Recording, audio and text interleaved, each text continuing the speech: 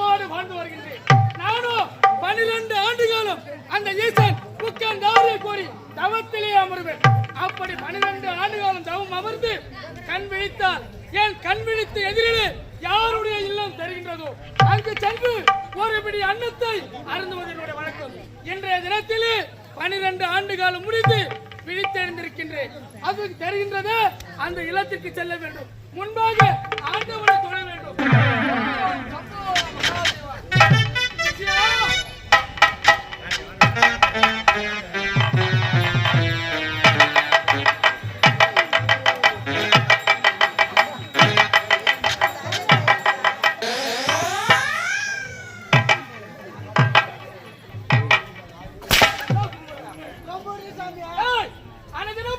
நாம் செய்வது என்ன?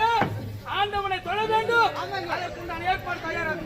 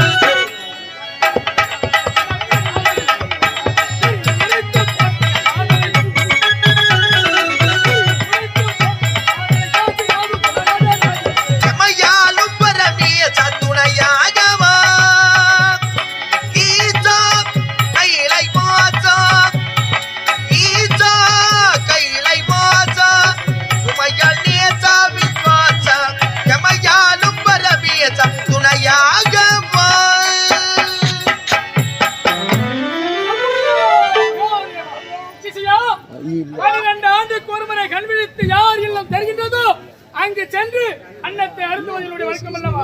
இந்த 12 ஆண்டுகள் முடிவடைந்து விட்டது. கண் விழித்தால் அதோ தெருவிலே விதர்ப்பவரின் ஆடு அதன்படி நடத்தியிருக்கிறார்கள். அங்கு சென்று நான் அருந்தக்கூடிய ஒரு கைப்பிடியாளர் உண்டு அண்ணோ அருந்துவிட்டு வந்தார்.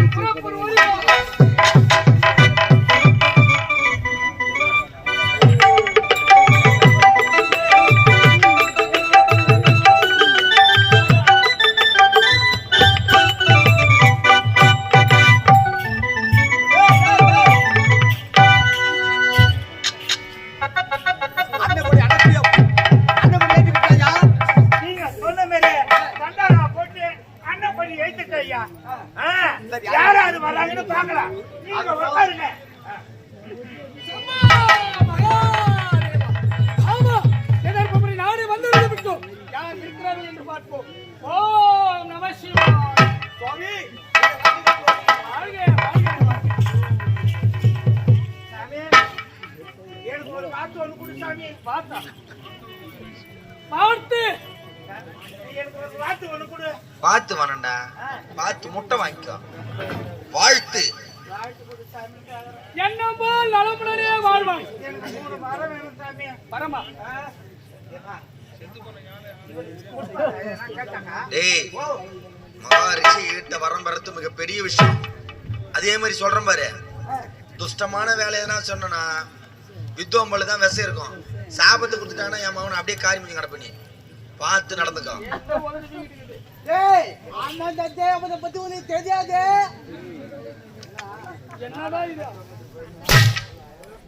பேசவே கூடாது. என்ன வர வேண்டும் உனக்கு? என்ன இந்த அன்னக்கொடி நாட்டு அனைவருக்கும் அன்னம் மருந்துவதற்கு வழிவகை செய்ய வேண்டும் வருகிறேன். உண்மைதான். நானோ 12 ஆண்டுக்கு ஒருமுறை கண் விழித்து, ஏன் கண் விழித்ததும் யார் இல்லம் தென்படுகின்றதோ அவர்கள் இல்லம் சென்று அன்னம் வருவது வழக்கம். அப்படி நான் கண் விழிக்கின்ற நேரத்தில் உங்களது நாடு, உங்களது அரண்மனை தென்பட்டது. அதனால் அன்னம் மருந்தலாம் என்று ஓடி வந்திருக்கின்றேன். 12 ஆண்டுக்கு ஒரு முறை கண் விழித்து பார்ப்பது வழக்கம். உண்மைதான். அப்படி கண் விழித்து பார்த்தால் உடைய கண்களுக்கு யாருடைய இல்லம் தெரிகிறதோ அங்கு சென்று உணவருந்துவது வழக்கம். உண்மைதான். ஆனால் இன்று தினம் கண் விழித்து பார்த்தேன், என்னுடைய இல்லம் தெரிந்தது. அன்னக்கொடி நாட்டி இருக்கிறது. என்னுடைய இல்லத்தில் அன்னம் மருந்த வேண்டும். ஏற்பாடாக கொண்டு வா.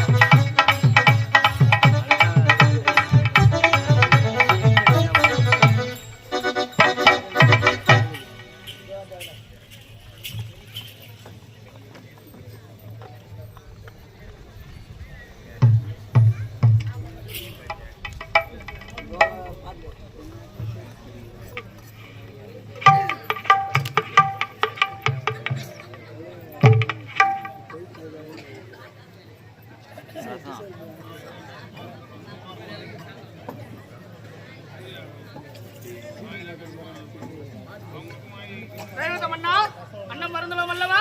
தாராளமாக நன்றி அறிந்தார்.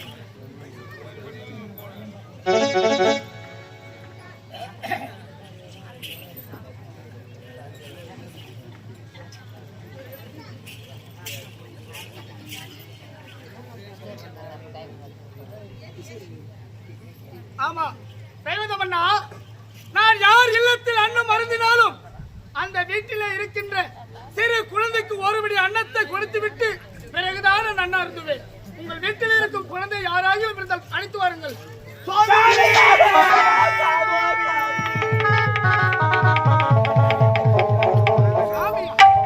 அப்படி என்றால் சொல்ல வார்த்தை வெந்தையில முத்தி கல்லவா இருக்கிறது. இந்த அன்னக்கொடியேற்றி இந்த அன்னதானம் எதற்காக செய்கிறேன் தெரிகிறதா சுவாமி? எதற்காக? எனக்கோ திருமணம் நடந்து பல நாட்கள் ஊடு விட்டது. இது வரையும் இந்த பாவிக்கு பயண செலவில்லை.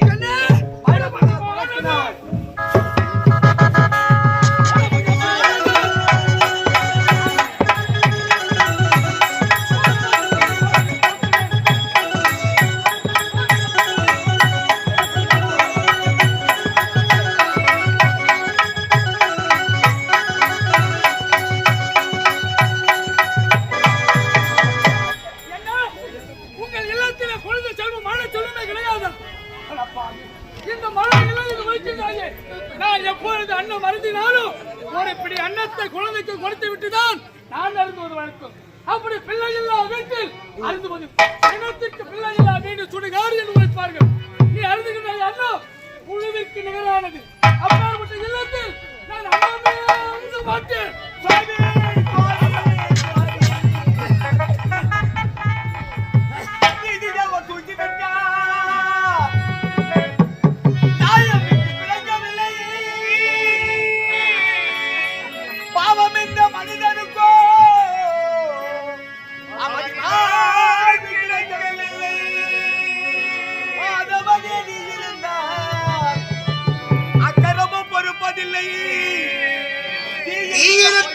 எதற்கும் உனக்கதை என்ன சொல்வேன்?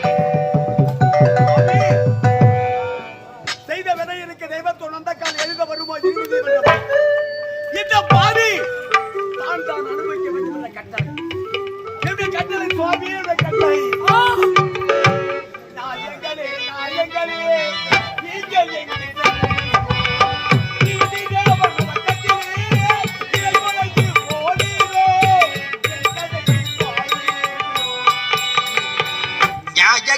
நாயகளே நீங்கள் எங்கு சென்றீரோ?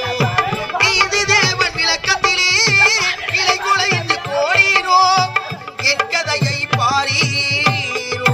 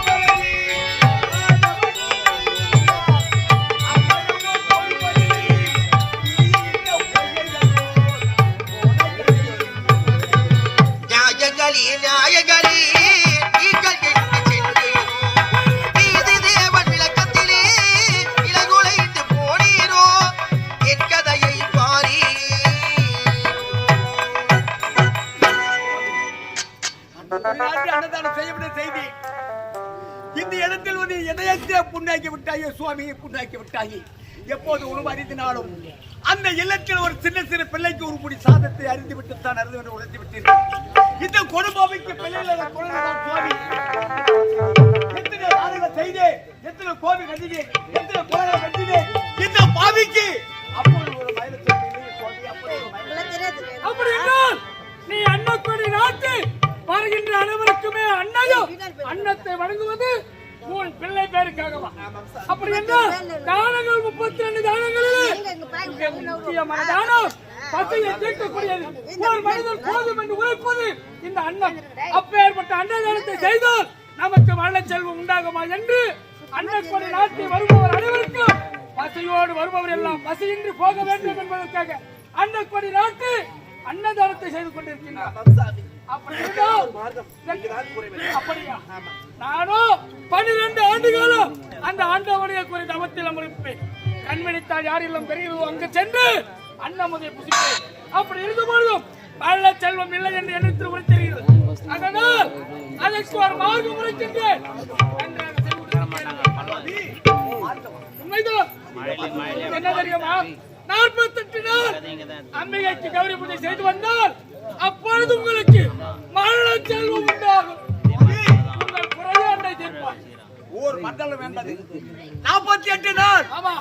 இரவென்று பாராமல், பகல் என்று பாராமல், காற்று என்று பாராமல், வெயில் என்று பாராமல், மழை என்று பாராமல் கடுத்தவ பிறந்த அந்த அம்மனை வணங்கினால் எனக்கு உங்கள் குறையை போக்குவார்.